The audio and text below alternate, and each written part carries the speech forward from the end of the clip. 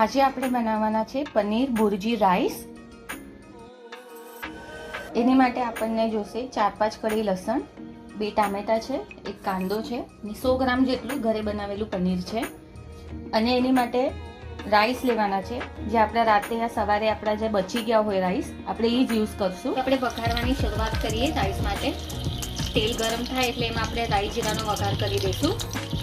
પછી લસણ એડ કરી દઈશ, કઢી પત્તા સાથે કાંદો અને ટમાટર। રાઈને જીરો એડ કરી દીધું છે, કઢી પત્તો અને લસણ નાખું।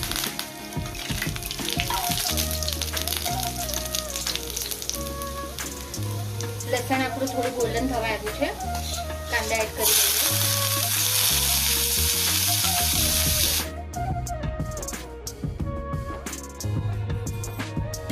કાંદા થોડા પિંક થવા લાગ્યા છે, હવે આપણે એમાં ટમાટર એડ કરી દઈશું।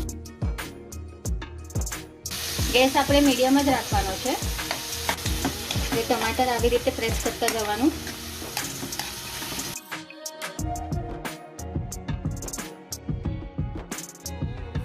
હવે આપણે એમાં મસાલા એડ કરી દઈએ। 4 ચમચી હળદર પાવડર, અડધી ચમચી ધાણા જીરું, અડધી ચમચી કાશ્મીરી મરચું અને આ શેકેલું જીરા પાવડર છે એ એડ કરશું।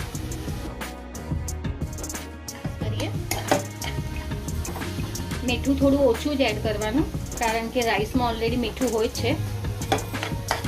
મસાલામાંથી તેલ છૂટું પડે ત્યાં સુધી આપણે એને મિક્સ કરતા રહીશું। A few minutes later. જોઈ શકો છો અહીંયાથી તેલ છૂટું પડી ગયું છે। ગેસ સ્લો કરશું અને પનીર એડ કરી દઉં છું।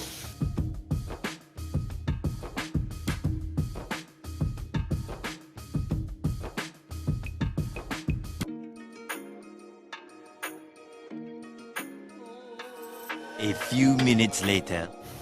કોથમીર એડ કરીશું આપણે। હવે આપણે એમાં રાઈસ એડ કરી દઈએ। રાઈસ મિક્સ કરી લઈશું આપણે। આપણા રાતના ભાત કે સવારના ભાત જો બચ્યા હોય અને વઘારેલા ભાત ખાઈને કે ભજીયા ખાઈને આપણને કંટાળો આવ્યો હોય તો એકવાર તમે આ નક્કી ટ્રાય કરજો રેસીપી।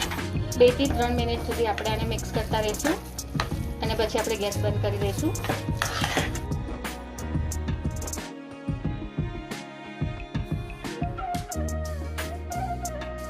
રેડી છે આપણી પનીર ભુરજી રાઈસ। આ નક્કી તમે ટ્રાય કરજો, બહુ સરસ બને છે, ટેસ્ટમાં બહુ સ્વાદિષ્ટ લાગે છે।